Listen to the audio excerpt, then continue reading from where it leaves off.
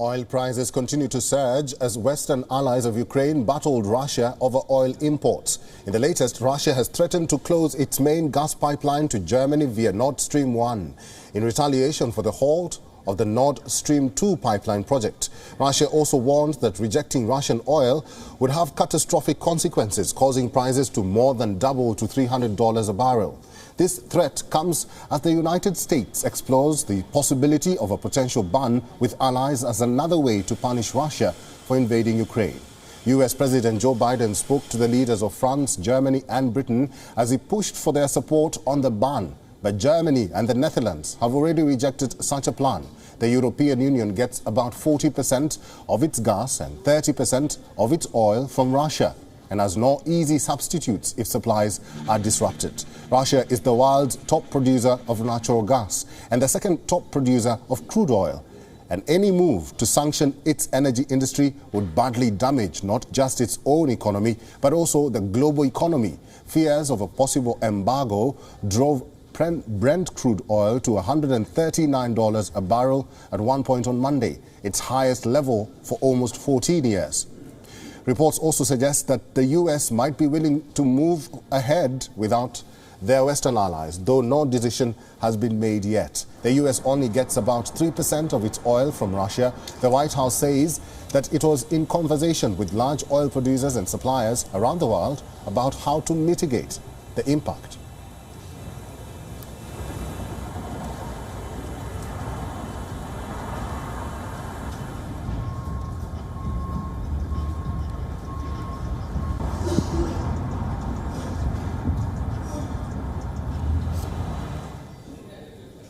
For more on this, WION correspondent Laura Marking-Isherwood is joining us live from London. Laura, thank you very much for joining us and for your time. This conflict is clearly having a ripple effect on the whole world. But if Russia decides to shut Nord Stream 1 pipeline, what impact will that have on the economy of Europe?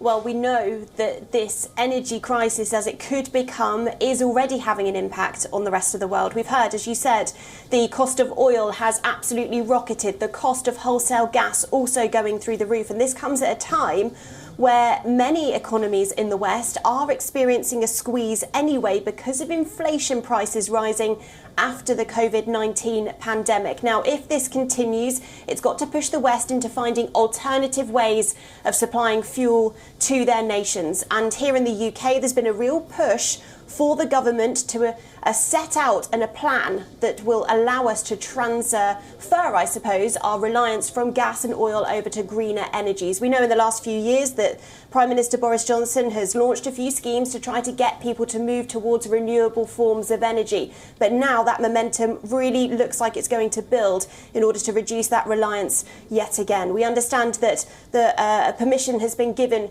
to a Rolls-Royce combined nuclear potential power plant. That's in the mix for development at the moment. And those sort of hybrid ways of working might be the way forward for many people, combining different forms of energy, wind, solar, nuclear, all in one plant to ensure that that reliance is removed.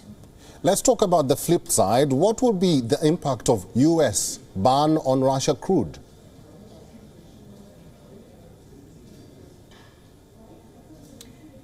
Look, that's going to really strangle Russia's economy, isn't it? Of course, a lot of Russia's wealth comes from exporting fuel and oil, and many countries now, not just the United States, are looking at this situation and looking at banning imports of oil from Russia. Now, of course, plenty of countries in the West are seeing sanctions in this kind of reduction in trade as a way to try to reduce the money going to Russia and the war machine, as UK Prime Minister Boris Johnson calls it, trying to reduce that cash, put that pressure on Vladimir Putin and then, as a consequence, on his own citizens in Russia to try to encourage him to pull back from Ukraine. Here in the UK, we also saw MPs last night push through the economic crime bill. That's an attempt to really clamp down on corruption in the United Kingdom, trying to reduce wealth being placed in property in the United Kingdom without any backup or real trace of where that's coming from, and to increase the rights and criminal opportunities for punishments that officials and police here have for those who are seen to be flouting the rules. The West is still pushing forward, saying sanctions are the best way, of course, because Ukraine is not part of NATO and they want to reduce any further escalation of this conflict. Laura, stay with me because I want your insights following in regards to this next report. Ukrainian President Volodymyr Zelensky is set to make a historic address to the British Parliament later today, where he is expected to plead for more arms supply and reiterate his call for a no-fly zone from NATO. Now, according to reports, Zelensky will address the House of Commons directly from Kyiv via video link at around 5 p.m. GMT, and all formal parliamentary business will be suspended during that period.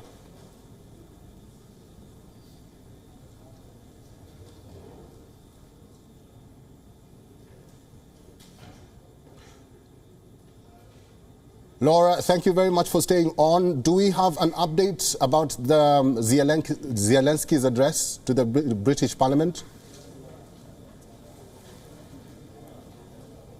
Yes, so this is being called an historic address, an historic event by the Speaker of the House of Commons, Sir Lindsay Hoyle. He is the man that oversees parliamentary proceedings in Parliament, in the House of Commons, and he has granted this time to President Zelensky to address MPs in the United Kingdom at 5 p.m. local time here. We understand that screens are being installed in the House of Commons so that as many MPs as possible that want to be in that chamber when he makes this address can witness it. We've seen President Zelensky address European leaders in the last week or so. There he received a standing ovation. Previously, last week at Prime Minister's Questions here in the United Kingdom, MPs also gave a standing ovation for the Ukraine's ambassador to the UK. He was watching proceedings from a gallery that sits above the main chamber there. We've heard, of course, from President Zelensky that he is not backing down. He has issued a severe warning to Russia, saying that there will be no quiet place for anyone who tries to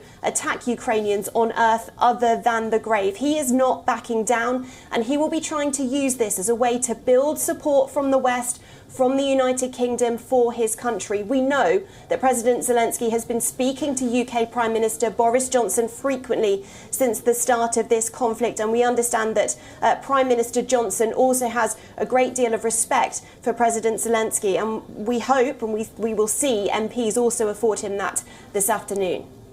Live from London, Laura, thank you very much for your insights today. WION is now available in your country. Download the app now and get all the news on the move.